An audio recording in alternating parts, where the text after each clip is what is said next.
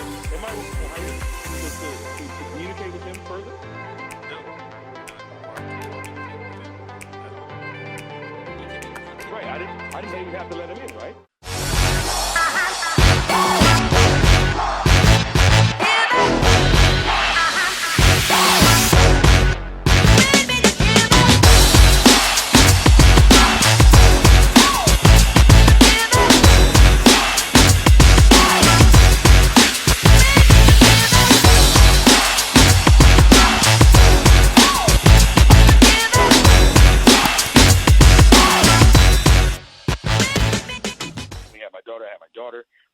My son Salas. I had my son Jordan, who is now 18. I had my stepson Jared. I had the mother's two children, Chris and Jesse. I had a house. I had 7 kids in my house. And I was just going crazy because I'm like, wait a minute, why didn't you say that first? And I was like, this is not a game. I was like, are you playing? I was like, you should have said that first. But anyway, we'll get past that. But and so I'm like, what's going on? So just soon after that, they do a detention for my children that I haven't seen in over a year now. They take them out of my custody for these allegations, and then I have a son, 9-year-old son now that was in my home, right? So then they show up at my house, and they do a safety check, they do an interview with my son. The social worker came, and I was like, hey, come on in. You need to do a safety check? By all means. You need to do an interview? By all means. Okay. But when he left, that's all that I am required to do. So I did not respond to him at all after that. Okay. I did not follow, he didn't ask me to do anything. He was just trying to get a hold of me. Oh, I just need to get a hold of you. He wouldn't say why in the message. He wouldn't say why in the voicemails. So I did not respond. I said, I did my part. I let you in. I let you do your interview. I facilitated. Now, so he shows up a week later with the sheriffs. Wait, Richardson, Richardson, you're telling me about a CPS worker? A CPS worker, yes, sir. Okay, so what did he end up doing? I'm sorry, I didn't say that. Yeah, I missed that part. Sorry about that. What did he end up doing? He shows up with the sheriff because I was unresponsive. And they take my son and they put him in a foster home. And I've been in a foster home when I was about the same age, and it's a horrible thing. Sometimes it's a good thing, sometimes it's horrible. Mine was horrible, so this is, and I'm just like, where's the burden of proof that you have satisfied that gives you the right to take my son? The fact that I'm unresponsive, there's nothing that you haven't left any messages that I need to do anything important. There's nothing that I need to do for you. You're just saying I need to get a hold of you. Okay. That's not enough for me to I already let you in my home. I already let you interview my son. You left. So, am I required to communicate with him further? No, you're not required to communicate with him at all. He could.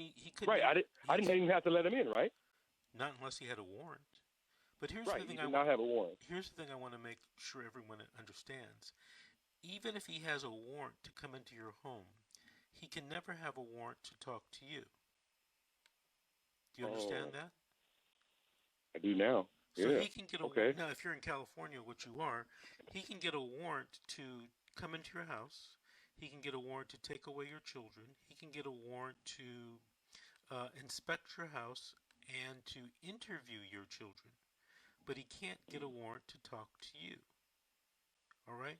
That's a very important distinction. Yes, it is.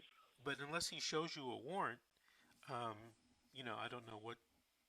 Even when he took my son, there was is a warrant and a detention hearing with a court date the same? No.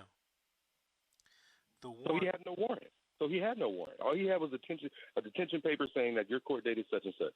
Well, if that's what he had, it sounds like he had already gotten a warrant and gotten a court order for a detention hearing. Was that a court order you were looking at? Because it's either a warrant or court order he needs to take your child. But both can take the child. Yeah. Yes. Okay. You can ask your attorney. I don't know if you're a private attorney or court-appointed attorney, but you can ask your attorney about getting you a copy of the warrant, And the most important thing you want to see is the affidavit or the declaration that supports the warrant. In other words, some social worker had to go to a judge and say, here's the story, Your Honor. I want a warrant to take the child. And that's Okay. the story you want to see, because from talking to many people, a lot of those affidavits are incorrect or maybe even intentionally false. You know, it's supposed to take a lot to get a warrant, right?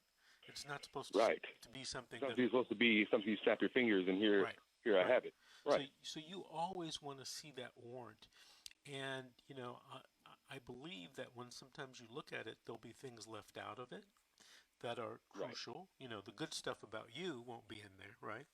And there'll be None of the good stuff. None of the good stuff about and me was in there. and there'll be Yeah. stuff in there that may not be correct, and that might be a mistake, or it might be intentionally done. All right. Right. Hey, Richard. 1 minute. Hey, Richard. Richardson, I want to thank you for calling in. If your case is ongoing, you know, call us every few weeks and give us an update about what's going on. All right? Yes, sir. Can I ask one more question? Richardson, we have to take a break, our first break right now. I know you have a break. Yeah, I understand. Okay. Okay, I'll call back on the next invite. Thank you. Thank you, Richardson. And And we're going to be right back with more calls, more stories, and more questions. This is The Secret: How to Fight Child Protective Services and Win. You're listening to How to Fight CPS and Win.